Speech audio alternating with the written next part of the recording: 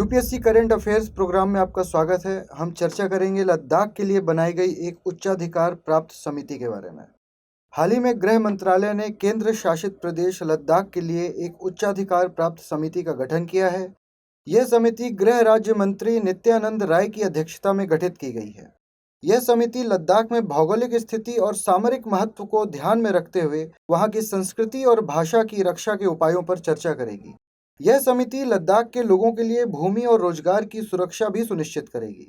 यह समावेशी विकास की रणनीति और लेह और कारगिल के लद्दाख स्वायत्त पहाड़ी जिला परिषदों के सशक्तिकरण के संबंधित मुद्दों पर भी चर्चा करेगी।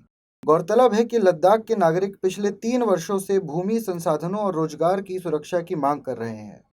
आपको बता दें कि 5 अगस्त 2019 को संसद द्वारा संविधान के अनुच्छेद 370 के तहत तत्कालीन जम्मू और कश्मीर राज्य के विशेष दर्जे को समाप्त कर दिया गया था, जिसके बाद जम्मू और कश्मीर को 2 केंद्र शासित प्रदेशों जम्मू और कश्मीर व लद्दाख क्षेत्रों में बांट दिया गया था।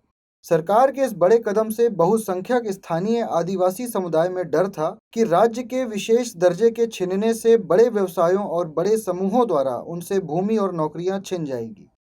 इस पूरे मामले में अनुच्छेद 244 के तहत बनी छठी अनुसूची को समझना जरूरी है। संविधान के अनुच्छेद 244 के तहत छठी अनुसूची स्वायत्त विकास परिषदों के निर्माण के माध्यम से जनजातीय आबादी की स्वायत्तता की रक्षा करती हैं।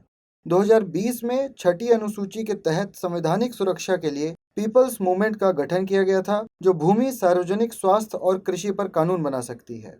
पीपल्स मूवमेंट ने घोषणा की थी कि अगर उनकी मांगें नहीं मानी गई तो वे आगामी जिला स्वायत्त परिषद चुनाव का बहिष्कार करेंगे।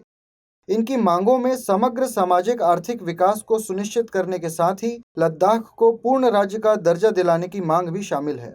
चूंकि सरकार वर्तमान में राष्ट्रीय सुरक्षा और अन्य कारणों के मद्देनजर लद्दाख को पूर्ण राज्य का दर्जा नहीं दे सकती हैं, इसलिए लद्दाख के लिए उच्चाधिकार प्राप्त समिति का गठन किया गया है।